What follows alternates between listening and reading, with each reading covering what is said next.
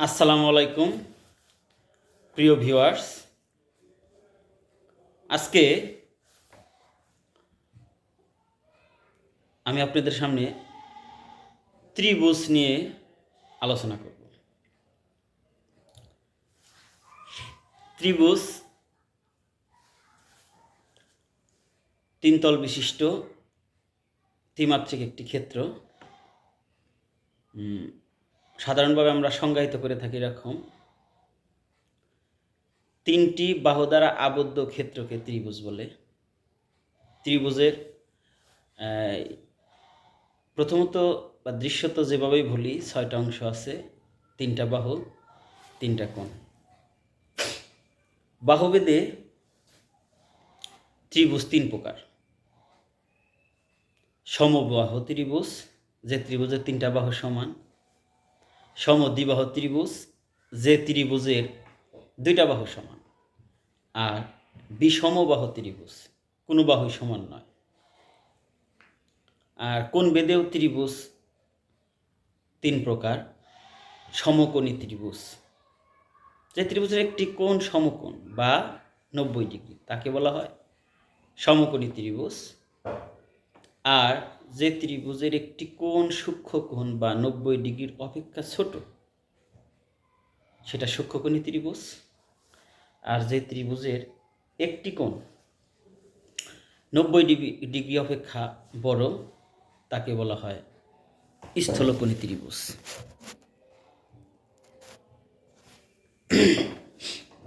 এখন ত্রিভুজের ক্ষেত্রফল, প্রধানত ত্রিভুজের সার্বজনীন ক্ষেত্রফল হচ্ছে হাফ গুণন ত্রিভুজের ভূমি গুণ ত্রিভুজের উচ্চতা। এটা হচ্ছে সকল ত্রিভুজের ক্ষেত্রেই এই সূত্রটা সিদ্ধ করে। ত্রিভুজ ভেদে ভিন্ন ভিন্ন সূত্র আছে। আমরা যদি সমবাহু ত্রিভুজের ক্ষেত্রফলের কথা বলি, সমবাহু ত্রিভুজের আমরা জানি 3টে বাহুই সমান। সেই ক্ষেত্রে ত্রিভুজের ক্ষেত্রফল হবে road 3/4 a square.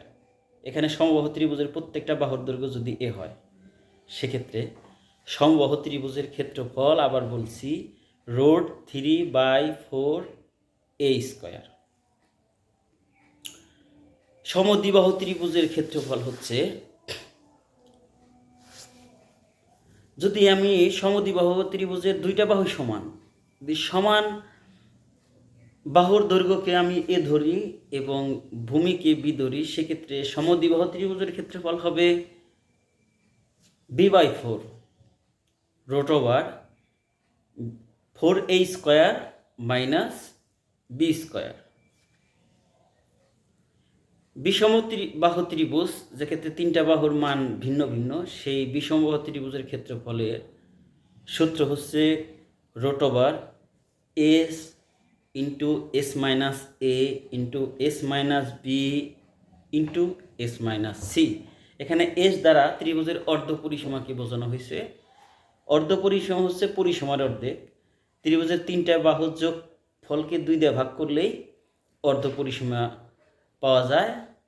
R ত্রিভুজে A B C দ্বারা 3টি বাহু বোঝানো হয়েছে। আরেকটা বিষয় হচ্ছে, ত্রিভুজের যদি 2টা বাহু দেওয়া থাকে এবং এদের অন্তর্ভুক্ত কোণ দেওয়া থাকে, এখন ত্রিভুজের 2টা বাহু যদি এ এবং বি হয় এবং এদের অন্তর্ভুক্ত কোণ যদি থিটা ডিগ্রি হয়, সেক্ষেত্রে ত্রিভুজের ক্ষেত্রফল হবে half into A B sine theta. এখন আমরা সমকোণী ত্রিভুজ নিয়ে কিছু কথা বলি। সমকোণী ত্রিভুজ হচ্ছে, যে ত্রিভুজের একটি কোণ সমকোণ, তাকে বলা হয় সমকোণী ত্রিভুজ। সমকোণী ত্রিভুজের সমকোণের বিপরীত বাহুকে বলা হয় অতিভুজ। সমকোণী ত্রিভুজের ক্ষেত্রে অতিভুজের উপর অঙ্কিত বর্গক্ষেত্রের ক্ষেত্রফল অতিভুজ স্কোয়ার, মানে অতিভুজকে বাহু ধরে যদি একটা বর্গক্ষেত্র অঙ্কন করা হয় এবং অপর 2টা প্রত্যেকটা বাহুকে যদি উপরে যদি বর্গক্ষেত্র অঙ্কন করা হয় তাহলে অতিভুজের উপর অঙ্কিত বর্গক্ষেত্রের ক্ষেত্রফল সমান অপর দুই বাহুর উপর অঙ্কিত বর্গক্ষেত্রের ক্ষেত্রফলের সমষ্টির সমান। এটা গণিতবিদ পিথাগোরাসের অতি প্রচলিত একটি সূত্র। এই সূত্র শুধু আমরা পিথাগোরাসের অতিভুজের উপর অঙ্কিত বর্গক্ষেত্রের ক্ষেত্রফল অপর দুই বাহুর উপর অঙ্কিত বর্গক্ষেত্রের ক্ষেত্রফল শুধু এই ক্ষেত্রেই সিদ্ধ করে না। আমরা যদি একটি সমকোণী ত্রিভুজের এই অতিভুজের উপরে অঙ্কিত সমবাহু ত্রিভুজ অপর দুই বাহুর উপরে সমদ্বিবাহু ত্রিভুজের ক্ষেত্রফলের ক্ষেত্রে যদি প্রয়োগ করি তাহলে সেই ক্ষেত্রে সিদ্ধ হবে বিষয়টা। তার মানে কি, একটি সমকোণী ত্রিভুজের অতিভুজের উপরে অঙ্কিত সমবাহু ত্রিভুজের ক্ষেত্রফল অপর দুই বাহুর উপর অঙ্কিত সমবাহু ত্রিভুজের ক্ষেত্রফলের সমান। ঠিকানে সমান বাহু বিশিষ্ট চতুর্ভুজ, পঞ্চভুজ, ষষ্ঠভুজ, ষড়ভুজ বাহু সমান হলে হয়েছে।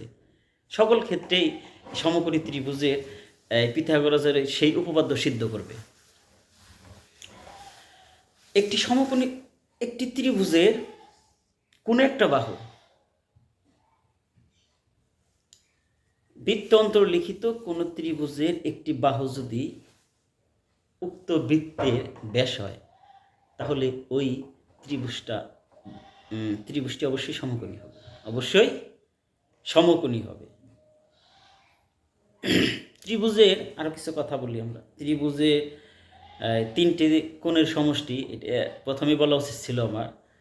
ত্রিভুজের তিন কোণের সমষ্টি 180 ডিগ্রি। ত্রিভুজের তিন কোণের সমষ্টি 180 ডিগ্রি। এখন ত্রিভুজের একটা বাহুকে যদি আমরা বর্ধিত করি তাহলে যে বহিস্থ কোণ উৎপন্ন হবে, মানে ত্রিভুজের বাইরে যে কোণ উৎপন্ন হবে, তাহলে ত্রিভুজের বিপরীত অন্তস্থ কোণ, মানে ত্রিভুজের মানে যে বাহুটাকে বর্ধিত করছে ওই কোণের পাশে যে কোণটা আছে ঠিক তার বিপরীত উল্টা দিকে এই ভিতরে যে দুইটা কোণ আছে অন্তস্থ কোণ, ওই দুইটা কোণের যোগফল আর বহিস্থ কোণের সমান হবে। ত্রিভুজের তিনটা বাহুকে যদি আমি বর্ধিত করি তাহলে যে তিনটা বহিস্থ কোণ উৎপন্ন হবে সে উৎপন্ন কোণ হচ্ছে 360 ডিগ্রি। 360 ডিগ্রি। আর ত্রিভুজের মধ্যমা ত্রিভুজকে সমান দুটি ত্রিভুজ ক্ষেত্রে বিভক্ত করে। মধ্যমা ত্রিভুজের যে কোনো একটা শীর্ষবিন্দু থেকে বিপরীত বাহুর সমদ্বিখণ্ডক, মানে লম্ব হতে হবে তা না, লম্ব হলে হতেও পারে না হতে পারে, সমদ্বিখণ্ডক বিপরীত শীর্ষবিন্দু থেকে একটি শীর্ষবিন্দু তার বিপরীত বাহুর সমদ্বিখণ্ডক যেটা দ্বারা ত্রিভুজকে সমান দুই ভাগে ভাগ করে।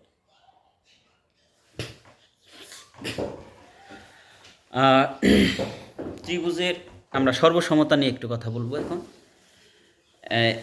বিভিন্ন শর্তে আমরা দুইটি ত্রিভুজের সর্বসমতার ক্ষেত্রে সর্বসমতা হচ্ছে সর্বক্ষেত্রেই সমান একটা ত্রিভুজ আরেকটা ত্রিভুজের উপরে পুরোপুরি মিলে যায়। আমরা যদি কাগজ কেটে একটা ত্রিভুজ অঙ্কন করি, আরেকটা ত্রিভুজ অঙ্কন করি, একটা ত্রিভুজের উপরে যদি আরেকটা ত্রিভুজ স্থাপন করি,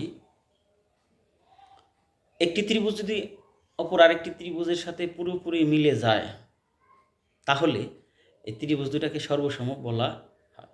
এখন আমরা সব কিছু প্রমাণ না করে কিছু শর্তের ভিত্তিতে আমরা সিদ্ধান্তে উপনীত হতে পারি ত্রিভুজ দুটি সর্বসম কি না। সর্বসমতার ক্ষেত্রে একটি ত্রিভুজের তিনটা বাহু যথাক্রমে অপর একটি ত্রিভুজের তিনটি বাহু সমান হলে ত্রিভুজ দুটি সর্বসম হবে। এটাকে বলা হয় বাহু বাহু বাহু সর্বসমতা। একটি ত্রিভুজের দুইটি বাহু অপর ত্রিভুজের দুইটি বাহু যদি সমান হয় এবং এদের অন্তর্ভুক্ত কোণ যদি সমান হয় তাহলে ত্রিভুজ দুটি সর্বসম হবে।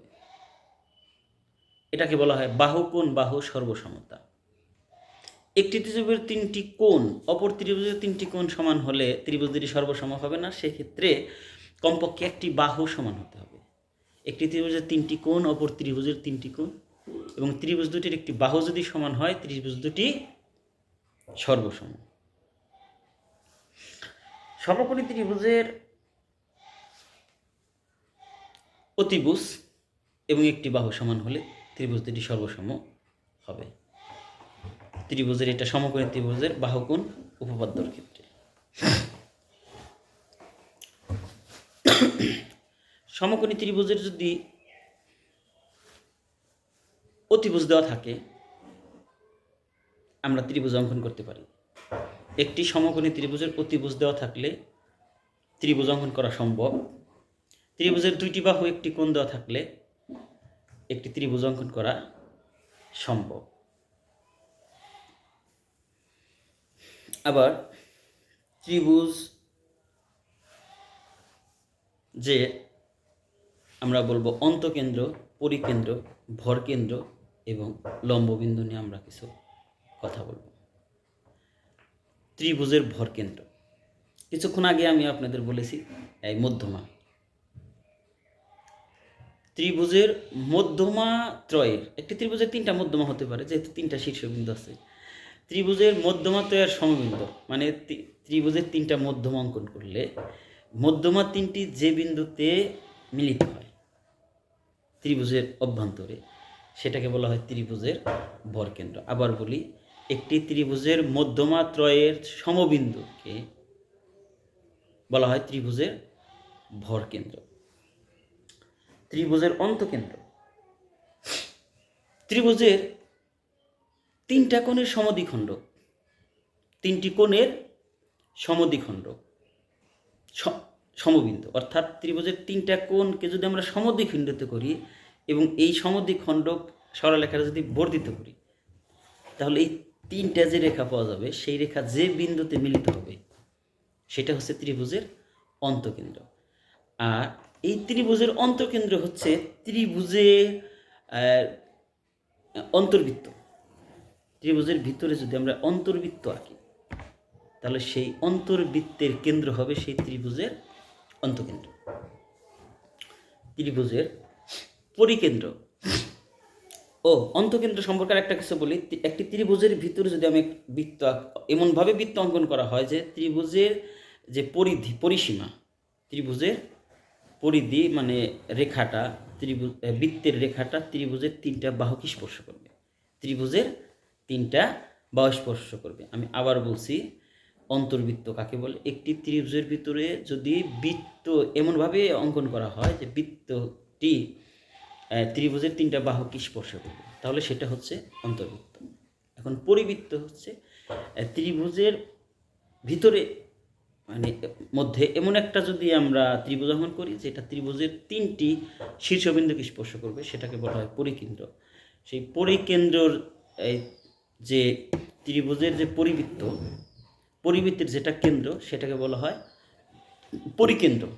পরিকেন্দ্র কাকে বলে সে তার এক সংজ্ঞাটা হলো আরেকটা ভেঙে বলে ত্রিভুজের বাহুত্রয়ের লম্ব সমদ্বিখণ্ডক। ত্রিভুজের বাহুত্রয়ের তিনটা বাহুর লম্ব সমদ্বিখণ্ডক যে বিন্দুতে মিলিত হবে, মানে সাধারণ বিন্দু যেটা ছেদবিন্দু বা সমবিন্দু, সেই বিন্দুটাকে বলা হবে পরিকেন্দ্র। আর পরিবৃত্তর এবং পরিবৃত্তের কেন্দ্র হবে সেই পরিকেন্দ্র। ত্রিভুজের লম্ববিন্দু, ত্রিভুজের একটি শীর্ষবিন্দু থেকে তার বিপরীত বাহুর উপর অঙ্কিত লম্ব। ঠিক একইভাবে ত্রিভুজের তিনটি শীর্ষবিন্দু থেকে যথাক্রমে তার বিপরীত বাহুর উপর অঙ্কিত লম্বের দৈর্ঘ্যগুলো যে বিন্দুতে ছেদ করে মিলিত হয় সেটাই হচ্ছে ত্রিভুজের লম্ববিন্দু। আবার বলি, ত্রিভুজের শীর্ষবিন্দু ত্রয় হতে যথাক্রমে বিপরীত বাহুগুলোর উপরে অঙ্কিত লম্ব সমবিন্দু, সেই বিন্দুকে বলা হয় লম্ব বিন্দু। আর তাছাড়া ত্রিকোণমিতির সমস্যা অনেকাংশেই আমরা যারা